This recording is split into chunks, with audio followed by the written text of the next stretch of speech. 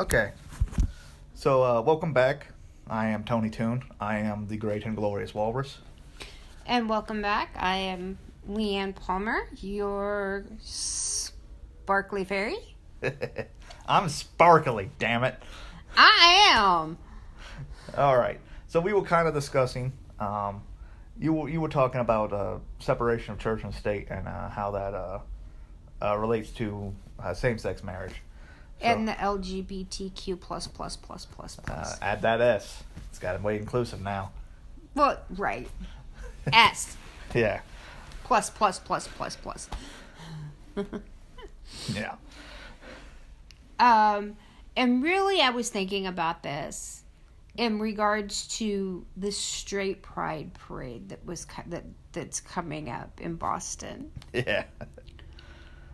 Oh boy, I can get into that. Which I think is kind of awesome. I think it's at the same time funny, but it's also kind of it's kind of slipping the mask off of some of these activists that it wasn't really about inclusion and loving people. It was because, as far as I knew, being straight pride was just about, hey, we're normal. What you shouldn't treat us so abnormally. We're just like you. Live and let live. So if it's live and let live, or at least the way I understood it, what it was supposed to be, then why are they taking this joke so hard? Right. Because it is a joke. It's just Though, I mean, I think it would be kind of awesome to have a parade and a carnival and let's, go share balloons and have a family-friendly day to celebrate, hey, I'm straight. Because if the gay community or the LGBTQ whatever community... I just say gay community because I'm not wasting time. Right. Can have these parades that get aired where men are standing there in nothing but a sock. Yeah. Which is kind of offensive. And doing that in front of kids, no less. Why should the straight community not be able to have their parade and their carnivals and their family-friendly day that really is family-friendly? Yeah. And pardon my alarm. It's all good.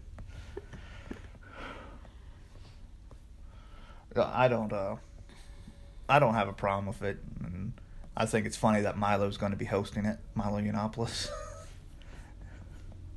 Which kind of makes it even better. Yeah. Like seriously, if you're offended by this, just calm down, dude. Just calm down. But no. But it got me thinking about separation of church and state, and it got me thinking about gay marriage and same-sex marriage. And it got me thinking about all of the implications thereof. Yeah. And here's my thoughts. You want separation of church and state. Fine. You want gay rights? Fine. But you can't have that legislated. Because by legislating and telling somebody, hey, you have to bake this cake that goes against their religious views, you've got this government stepping into religious matters and dictating religious beliefs or forcing people to go against their religious beliefs. So take all of that out. And let the Christian or Muslim baker say, I'm not going to serve you because you're not part of my community. and then start your own business and serve your community. That's what this is about. It feeds into the free market. Yeah. Start your own bakery, which becomes good for the economy.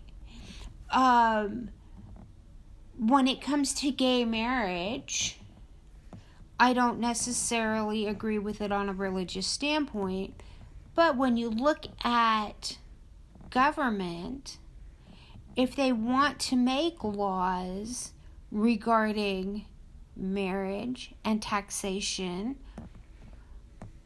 then go ahead and allow same-sex marriage and afford same-sex couples the same legal rights that traditional couples have, without stepping on the church's right to not, you don't have to have a religious ceremony. You can have a civil ceremony. The government shouldn't be in there forcing churches to do these weddings, because there again goes into the separation of church and state. But if they want to make laws that give same-sex couples the right to get married and the same employment benefits and the same legal rights as a same-sex couple, by all means. Yeah. I'll just kind of piggyback off this because I'm not as angry about it anymore, because the Supreme Court ruling has kind of settled the issue for now. It won't settle the issue forever, because just like what we're seeing with abortion laws, whenever the Supreme Court tries to legislate, it can't work because they're not the legislator. They just can't say something's going say that they can't. These type of things have to come from Congress. They have to come from the legislator, and then the Supreme Court has to interpret it. For them to sit there and say that, we're seeing this with abortion, with Roe v. Wade, and all the challenges that's happening with this now.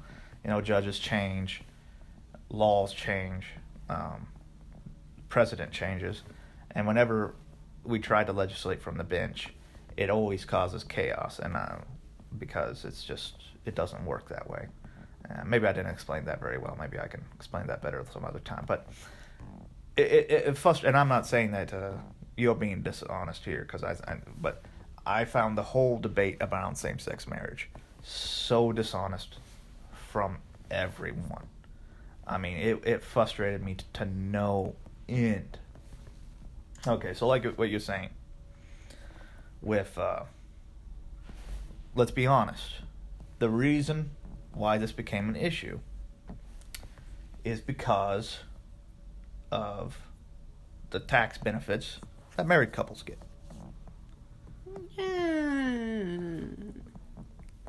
And because beforehand, if a gay couple found someone who was okay with marrying them, they could have got married before their friends, then their family. You can make the argument, it's about acceptance and all that. Well, fine. I can see that to a certain point. But, the reason why we had these tax credits was to support family growth. Okay? And you can make an argument that a gay couple can adopt, but it doesn't matter how much a gay couple have sex, they're not going to make a baby. And they're not going to create a family in what is possibly the easiest way to create a family. And we can get into adoption and how that needs to be a lot easier, but that's a completely different issue. But not completely different. So I thought that was really dishonest on that part.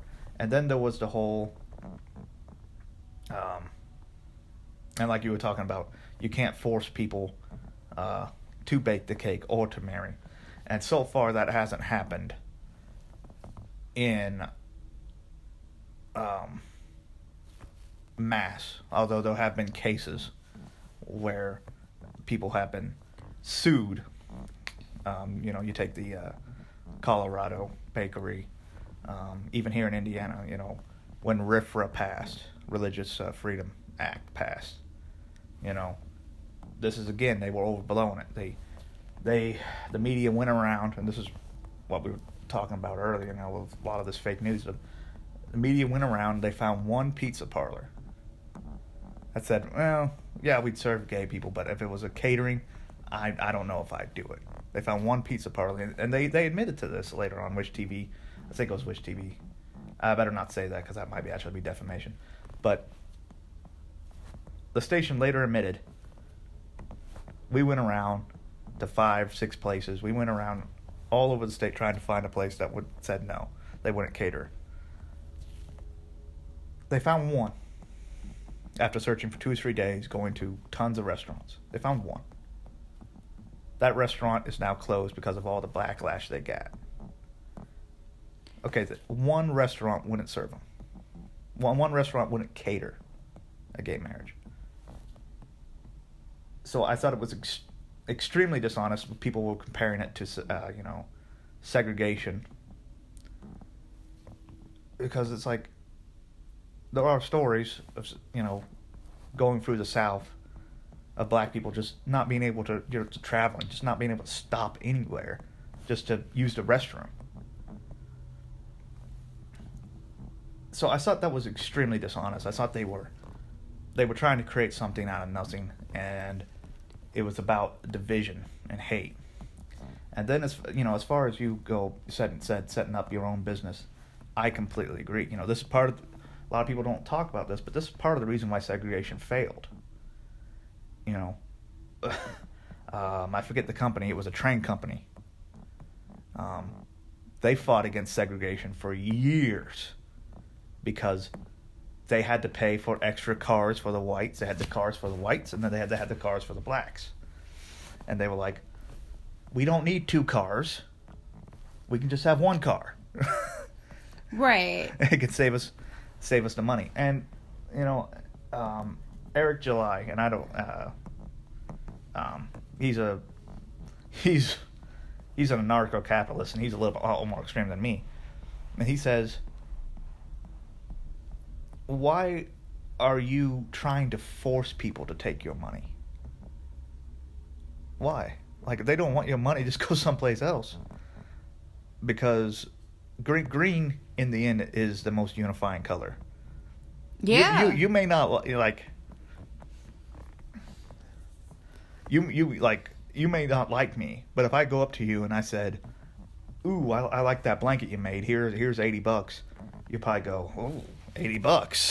$80 for a blanket I just made? Yes. Okay, here. Yeah. So I just found all the arguments around same-sex marriage so dishonest, and it was okay. It frustrates me. Okay, so let me address some of the points you came up with. Mm-hmm.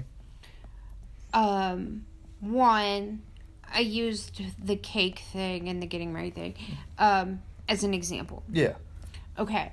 When it comes to legal rights, mm-hmm. and you're talking about taxation and tax credits, mm-hmm.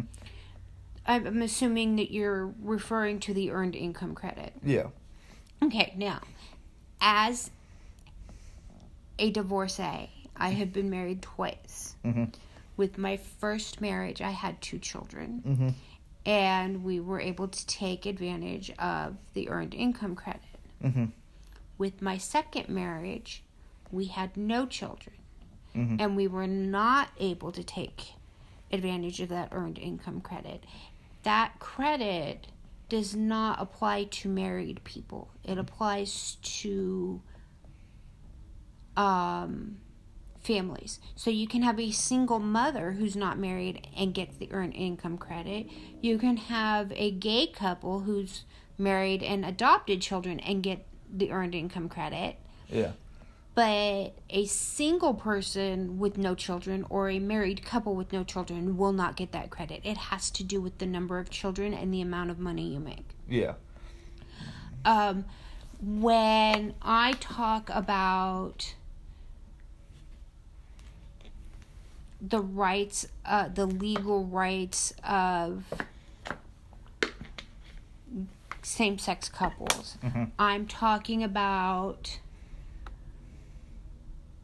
the right to be at their side in the hospital, which is not afforded in a lot of areas because they weren't married and they weren't family and they weren't next of kin. And that, I think, is a legal issue and not a religious issue. They should have that. When I talk about gay rights, I'm looking at the legal right for a same-sex spouse or same-sex couple to have their spouse on their insurance through their employer. That is a legal right that should be afforded that they did not have. Yeah, that's fair. And I had forgotten about that argument, and that was a good argument. These are the types of things that I look at when I look at same-sex marriage and the legal rights. That cannot be done through any other way than the government saying we're going to acknowledge these as valid legal marriages. Yeah. And I believe that a same-sex couple really should have that right.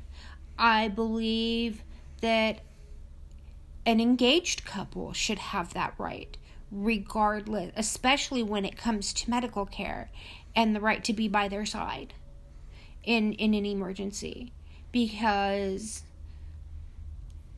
that person, the fiance of, we'll just say, whoever is in the emergency and is unconscious, is going to know more about what that person wants medically speaking, whether they're same-sex or traditional. I believe that those are the rights that every couple deserves. Yeah, I could see that. I think we pretty much covered it then. You got anything else to add? Not unless you have anything else to add. Trump is not a homophobe, people. Get over it. He's a total Trump supporter. Everything comes down to Trump. It does. I mean, it kind of going to people are upset because they're not allowing them to fly the gay flag on embassies around the world, and I'm just like, well, yeah, the embassy is U.S. soil. It's supposed to represent everyone. But that's what the American flag does. Yeah. The American flag represents every American citizen. So, if they want to, maybe they want to put it up underneath the American flag, whatever, but I don't know. It's kind of like, why? What's the point? The American flag already represents everyone. So, unless you're one of these people who don't think that way, in which case you're wrong. But anyway. Well, the American flag was designed to represent every American citizen. Yeah. Yeah. And so, they get frustrated about that while at the meantime he's, launching this campaign to try to get homosexuality decriminalized around the world. And it's like, well, yeah. Like, Trump's not that bad, you guys. Calm down. Anyway. I think that's it. Yep, all right. Yeah, I think that's got it. We'll see you guys next time. If you liked this video or audio, I guess, like, subscribe, hit the notification button, questions, comments below, as well as any topics that you would like to hear us or see us discuss. Yeah. All it's going to be is just, for now, it's just a picture of our channel art with a cool background. They got one of all those free backgrounds that are all like fancy and all that stuff. That's what it's going to be for a little while. Okay. Until our technology situation improves. But anyway, yes, like, comment, subscribe. Seriously, guys, YouTube, they love engagement. They with their algorithm. If you click that like button, even if you click the dislike button, they don't care about it. It's engagement. They love engagement. Once they see engagement, it gets boosted. So and it helps all of the channels that you watch. And not just us. So you know, you want to help your creators, especially now. We might get into that in the next video. But anyway, see you next time.